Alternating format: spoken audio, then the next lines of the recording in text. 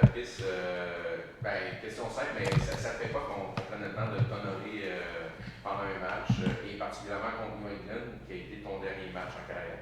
Ouais, c'est particulier parce que mon dernier match était contre cette équipe-là, la Nouvelle-Angleterre. Et là, justement, le club reconnaît mon passage au Temple de la Renommée. Puis en plus, je crois que c'est le club que j'ai marqué le plus de buts contre. Donc, il y a une bonne. Je pense que je vais avoir 3 buts contre eux autres. Donc, il y a donc, New England a un bon historique par rapport à mon période. Mais non, je suis content parce que oui, j'ai été au Temple de la Renommée, mais sur 18 saisons, j'ai quand même passé 9 à l'Impact de Montréal, 7 Montréal. Donc, une grande majorité de ma carrière s'est fait ici. Entre partir pour prendre l'expérience, puis revenir mûr et, finir ma carrière chez moi dans ma cour, comme on dit, au club de mes débuts. Donc, de savoir que là, je vais pouvoir vivre ça avec les partisans, avec le club, avec tout le monde, c'est bien. Surtout que la COVID, quand je l'ai su, c'était par Zoom. Et en plus, c'est Sam Piet et Mauro Bello qui me l'ont annoncé. Et là, j'aurai la chance d'être au stade et communier avec tout le monde pour un moment qui est spécial. Là. Même si je sais que c'est officiel depuis quelques temps, c'est quand même spécial de dire que je fais partie du Temple de la Renommée puis disons, des grands du soccer canadien surtout. Sénéfour? Bonjour Pat, justement j'aimerais que tu reviennes sur qu'est-ce que ça fait pour toi de faire partie du temple de la renommée, et puis est-ce que tu peux aussi nous parler de la façon dont c'est fait. Gabriel a joué avec toi à différents paliers, et comment ça s'est fait pour que cet événement ait lieu demain. Oui, écoute, qu'est-ce que ça représente? C'est que à la fin, on dit toujours de rêver. T'sais, quand tu es jeune, tu rêves, puis tu rêves, on dit souvent en couleur. Puis les temps de Montréal puis du Québec, où j'ai eu la chance de jouer au hockey, quand j'ai lâché le hockey, disons qu'on a perçu ça comme, j'étais un peu fou, parce que la route pour le hockey est claire, ou du moins même si c'est pas garanti que tu vas être professionnel, c'est assez clair comment tu peux te rendre à être professionnel. Les avenues sont nombreuses. Et le foot à ce moment-là, ici, c'était, tu joues à l'Impact de Montréal, mais après ça, tu vas où? Là, le club n'était pas en MLS, c'est Montréal. Et faire ta route là-dedans, puis de devenir professionnel, c'était pas clair. Et donc maintenant, dire que j'ai eu la chance de vivre mon rêve, puis de jouer 18 saisons, d'être équipe nationale, de jouer contre le Brésil, l'Espagne, les grandes nations qu'on regardait à la Coupe du Monde, puis que mon rêve c'était d'aller à la Coupe du Monde. Donc c'est spécial de dire que là, non seulement tu as une belle carrière, puis qu'elle sera étampée parmi certains d'autres, exclusivement au soccer canadien, puis qu'en plus on n'est pas beaucoup de Québécois. C'est John Lignatis, je pense Alex Bonbury au niveau masculin. Je sais que chez les filles, il y a Isabelle Morneau, il y a Amy Walsh, et j'oublie, je pense qu'il y en a d'autres aussi qui sont là. Je pense Luce Mongrain, je pense là. Et donc, tu sais, pour moi, c'est comme, je sais que j'ai fait le bon choix, mais en même temps, tu sais que ton parcours aura marqué l'épopée du soccer canadien. Donc, ça, je veux dire qu'il n'y a pas de mots, tu sais, c'est priceless, comme on dirait en anglais. Donc, j'ai fait ça pour juste moi, mais en même temps, ça va au-delà de moi, ça reste étampé dans l'historique du soccer canadien. Ça, il n'y a rien de mieux. Et par rapport à Gabriel, j'avais eu des échos que peut-être le club allait faire quelque chose pour reconnaître ce moment-là. Juste que le club a beaucoup de choses à faire et donc en plus, il y a la reconnexion avec les anciens. On voit qu'il y a beaucoup de choses qui ont été faites et je crois qu'ils attendaient le moment propice. Je pense, si on m'a bien dit, le facteur que c'est le 8e mois, j'ai porté le numéro 8, ça donne là-dedans parce que j'ai quand même été intronisé au mois de juin, mais bon, je crois que le club voulait quelque chose de significatif là-dedans. Et puis, tu sais, Gabriel, ceux qui ne connaissent pas vraiment notre relation, c'est que, bon, on a commencé au même club. Lui, est un peu plus vieux que moi, mais on a joué à Brossard. Et on s'est retrouvés à la même université, l'université de Syracuse. On a été ensemble pendant 2 ans. Moi, je suis parti, puis lui, il a complété ses études là-bas. On s'est retrouvés sur les terrains à l'Impact de Montréal, au Centre Claude Robillard. Donc, mercredi passé, le match des anciens, c'était vraiment avec beaucoup d'anciens. Revenir sur des souvenirs, d'où est-ce que ça a commencé, les premières briques, si on peut dire, qui ont été lancées, c'est à ce stade-là. Et avec Gabriel, oui, il y a plein de moments où on a conduit ensemble. Moi, je me souviens prendre la I-81 avec son père qui nous conduit à Syracuse, ou bien le nombre de fois qu'il est venu me chercher et que je l'ai peut-être mis en retard à des matchs. Et puis je vais toujours me rappeler parce qu'il y a une anecdote, et ça il la connaît bien, c'est qu'il y a un moment donné, j'ai joué un match à demi-teinte, mais j'ai quand même conclu le match. Mais Bob Lely, le coach du moment, lui a tombé dessus parce qu'il lui a dit que c'était sa responsabilité de s'assurer que je sois alerte régulièrement que je ne tombe pas dans l'ennui dans les matchs. Et il m'a toujours revenu là-dessus parce que j'étais pas dans le vestiaire à ce moment-là, fait qu'il ne pouvait pas tomber sur moi, fait qu'il est tombé sur Gabriel qui était le plus proche avec moi. Donc, non, on a un historique qui va de 20 ans et plus, 25 ans et plus, et je suis content pour lui que là, voilà, il est président, puis c'est quelqu'un qui a l'ADN du club, qui est à la barre et qui a le côté administratif. Donc, quelqu'un qui connaît bien le club, connaît bien aussi les propriétaires et qui va apporter sa touche, puis on le voit depuis quelques mois. Il y a, disons que les choses vont de mieux en mieux, si on dit, et il y a des beaux gestes qui ont été faits. Mais il y a encore beaucoup de travail à faire de son bord. Mais voilà, c'est une relation d'amitié qui va date de longtemps. Et c'était sur le terrain avant tout. Et là, il est président. Puis moi, bon, j'ai un rôle à les médias. Puis on est connecté avec le club un peu. Donc ça date de là. Et ça continue. Ça va continuer. Même si on aura peut-être des petits échanges. Parce qu'à la fin, il faut quand même que je mentionne un peu ce que le club fait bien ou moins bien de temps en temps. Christine Roger? Hier, il y avait Samuel Piette, James Pantemis, qui nous dit à quel point tu avais été une inspiration, un modèle pour eux. Encore, tu continues de l'être aujourd'hui. C'est un discours qui revient souvent quand on parle à des joueurs d'ici, du Québec. Qu'est-ce que ça représente pour toi d'entendre ces mots-là?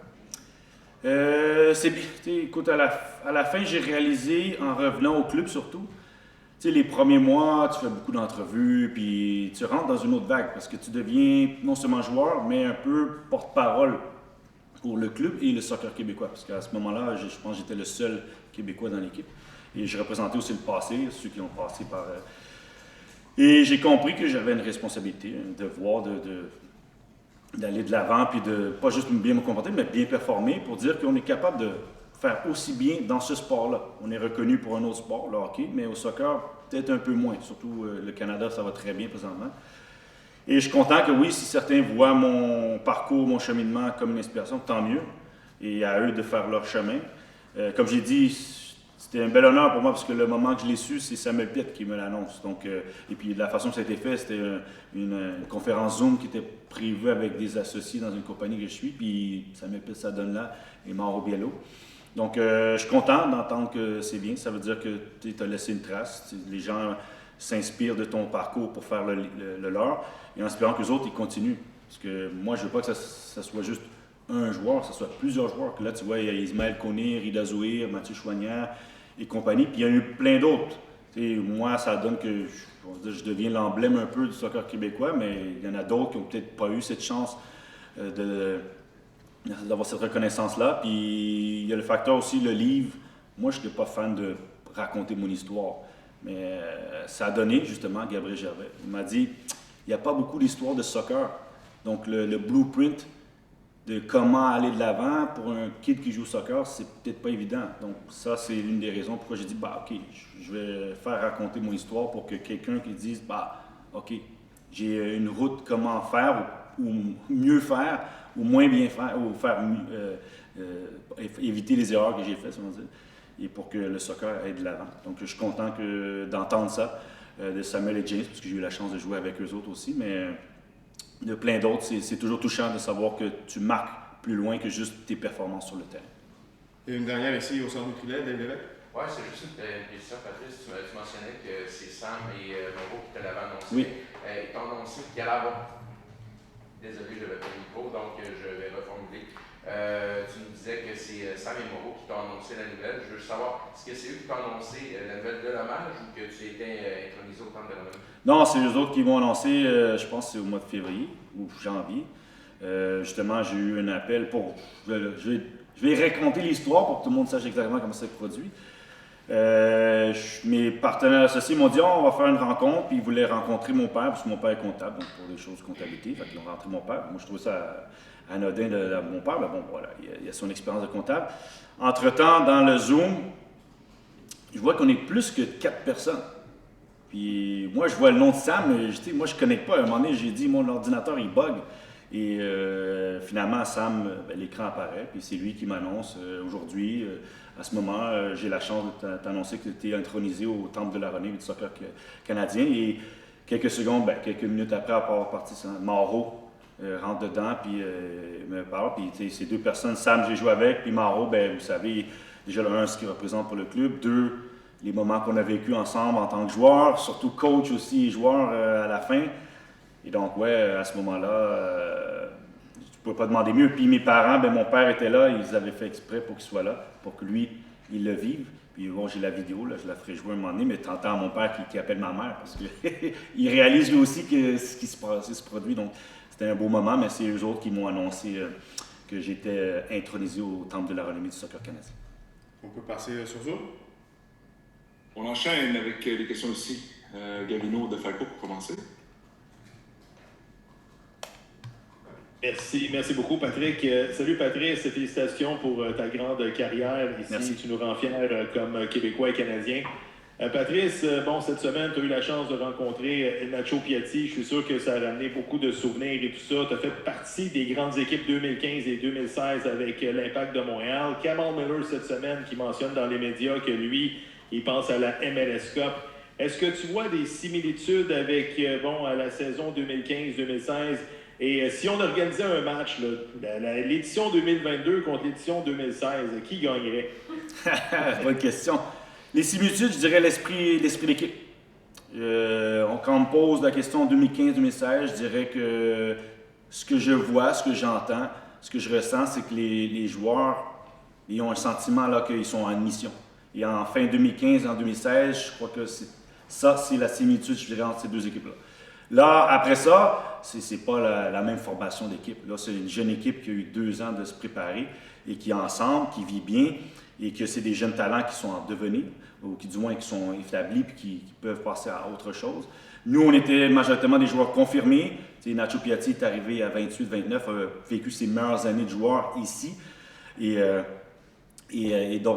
vous avez aussi un entraîneur qui fait 2 ans qu'il est là, à la barre. Donc, il y a des similitudes, mais je dirais plus l'état d'esprit et la volonté de dire qu'ils peuvent aller peut-être faire quelque chose. Moi, 2015-2016, on le sentait qu'on pouvait aller jusqu'à la Coupe, qu'on pouvait remporter. Le plus gros regret que j'ai, c'est 2016 parce qu'on était à une mi-temps, un match, d'avoir une finale. C'était qu'on jouait contre Seattle à ce moment-là. Et puis, pour moi, c'est parce que il y a des similitudes. Tu peux voir, l'entraîneur, il est d'ici, Mauro Biello était d'ici, capitaine est local, propriétaire est local aussi.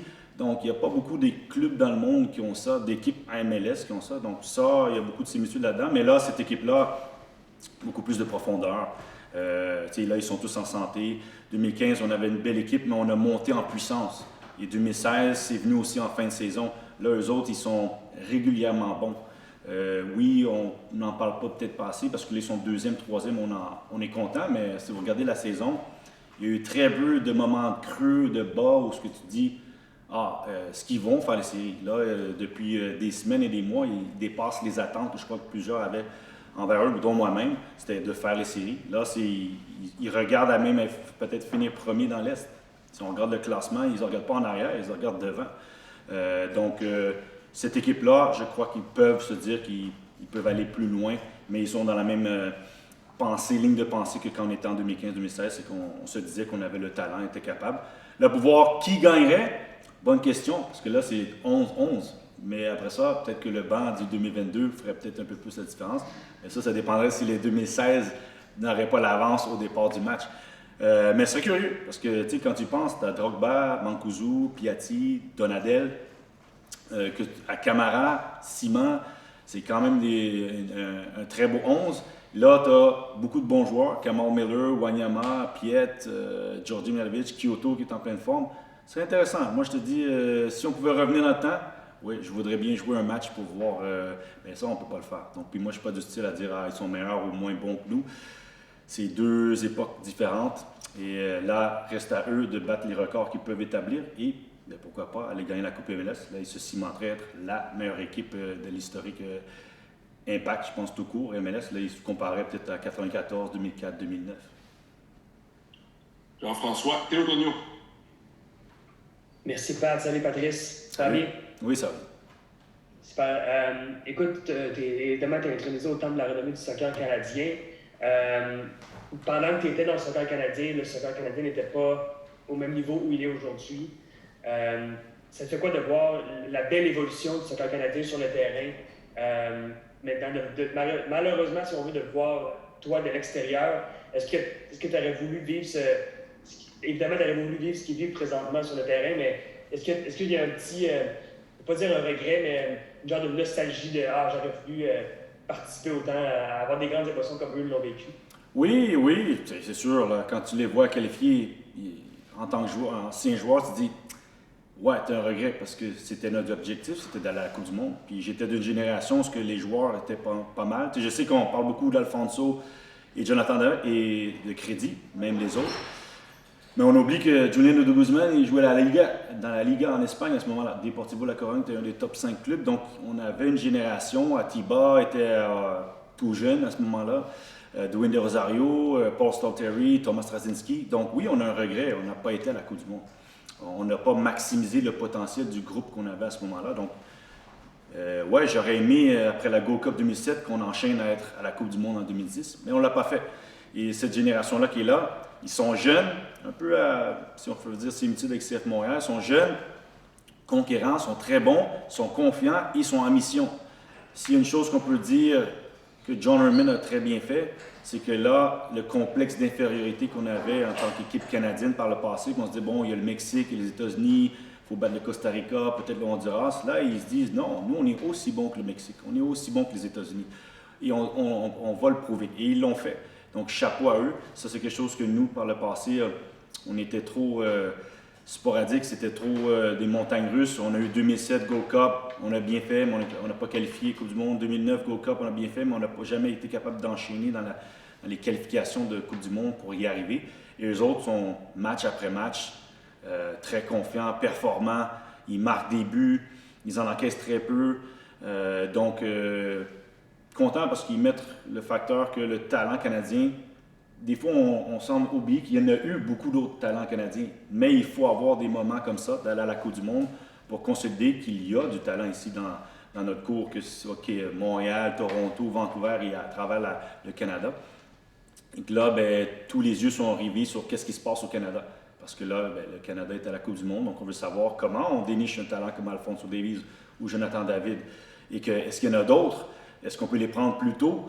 Parce que clairement, le monde du soccer, c'est facile, hein, c'est toujours ce que les pochettes d'argent, parce que ça coûte moins cher aller chercher le talent. Et présentement, le talent nord-américain est, en anglais, on dit untapped, parce qu'on le connaissait moins ou était moins en vue et il coûte moins cher. Et donc, c'est pas surprenant qu'il va y avoir des joueurs, ou il y en a des joueurs qui vont continuellement partir parce qu'ils sont moins connus, comme on voit des joueurs de CPL partir et compagnie, parce qu'on veut aller voir quel est le prochain talent qui pourra faire la différence sur la scène internationale en club et aider le Canada. Et je finirais, il y a une belle chose, c'est qu'il y a beaucoup de joueurs maintenant qui sont double nationalité, qui avant, ils ne se posaient pas la question de venir jouer pour le Canada. Là, ils se disent, je voudrais jouer aux côtés de Steven Eustáquio, Samuel Piette, Davies et compagnie, parce qu'ils ont l'air d'avoir du fun, ils sont qualifiés, ils sont bons. Avant, c'était nul doute si tu avais une autre nationalité. Fort probablement, tu allais jouer, les Jasmir Bergovic, les Owen Hargreaves ont choisi de jouer pour d'autres pays quand ils étaient dans la sélection canadienne, au moins chez les jeunes. Maintenant, on voit que les joueurs veulent jouer pour le Canada. Et ça, c'est un bon signe quand tu es sélectionneur et pour le Canada tout court. Il y a une dernière question pour toi, Patrice. Benoît Lavoie. Oui, salut Patrice. Bien content d'avoir foulé le terrain avec toi mercredi soir dernier. Je suis en direction du Lac-Saint-Jean. Patrice, tu vas parler d'ambassadeur du soccer québécois tantôt, avec le club. Et tu seras notre invité d'honneur justement au Lac-Saint-Jean, à Alma, à coup de finale du 2A. Je veux voir, est-ce que le CF, on parle de région souvent, est-ce que y a-tu quelque chose qui pourrait être dans l'air avec le futur, là, on parle d'ambassadeur, puis c'est carrément ça que tu es présentement, dans les régions, puis souvent le CF, on parle que le CF manque des fois d'attention vers les régions. Est-ce qu'il peut y avoir de quoi une association, une collaboration avec le CF dans le futur? Je présume qu'il y a pensé. Là, je peux pas parler au nom du club. Je peux dire que oui. À la fin, déjà là, la partie des joueurs, avoir été joueur, c'est un peu complexe d'avoir les joueurs un peu partout. Parce que les apparitions sont en saison, c'est pas aussi évident. Puis je présume que Wilfried Nancy, il préfère mieux que ces joueurs soient le plus frais possible. Mais il est clair qu'avec les gestes qui ont été posés en faisant revenir les anciens, que là, ces anciens-là, ces joueurs-là peuvent représenter le club, peuvent être en présence. Là, je sais qu'il y a des programmes qui ont été faits dans lesquels je suis connecté au club, où avec les régions, par rapport à détecter les talents, bien, il y a ce lien qui se fait de mieux en mieux. Et tranquillement, bien, je pense que oui, potentiellement, il pourrait y avoir des ambassadeurs, parce que Nacho Piatti, ou que ce soit Nebio Pizzolito ou Ali Gerba et compagnie qui reviennent et qui vont représenter le club dans les régions pour que, oui, les régions sentent que bien, c'est un peu two-way street, que ça va dans les deux sens. On sait que tout le monde se dirige vers le CF Montréal, mais qu'en même temps, le CF Montréal peut faire des petits pas et des petits gestes qui font que, bien, au Lac-Saint-Jean, sachant que je sais que des personnes comme toi viennent avec des autobus, viennent des nombreuses heures pour venir des matchs, puis de temps en temps, ben oui, pourquoi pas, il pourrait y avoir certains ambassadeurs du club qui se présentent là, puis qui continuent cette communion, parce que le CF Montréal, c'est le seul club professionnel dans la province, et bien, il a ce rôle communautaire qu'il fait déjà, mais qui peut se répandre encore plus loin à travers toutes les régions pour que tout le monde s'affiche à vouloir être fan. Les traditions dans les autres grands clubs, pourquoi ils sont comme ça? Parce que les clubs sont connectés, ils sont là, sont dans ces pochettes-là. Si je peux donner un exemple, FC Kaiserslautern, quand j'ai joué là en Allemagne, nous, on devait faire 1 heure ou 2 heures de voyage pour aller dans les comtés où ce que le club était déjà représenté, des groupes de fans, et les joueurs y allaient, ou des représentants du club, et que ça consolidait ce lien, cet attachement au club. Et je crois que ça, c'est quelque chose que oui, s'il peut être fait, puis probablement il y a des pensées là-dedans, mais c'est l'exécuter. Et puis là, ben, les gens, que ce soit de Lac-Saint-Jean, à Gaspé, en Abitibi, ben, ils se disent fans du CF Montréal et qui sont connectés au club jusqu'à les petits-enfants, filles, garçons, père, mère et compagnie. Là. Merci, Pat. On va te souhaiter une belle soirée demain soir au Stade Saputo. Merci, c'est un grand plaisir à tout le monde. Et puis, ben, voilà, on se voit samedi au match.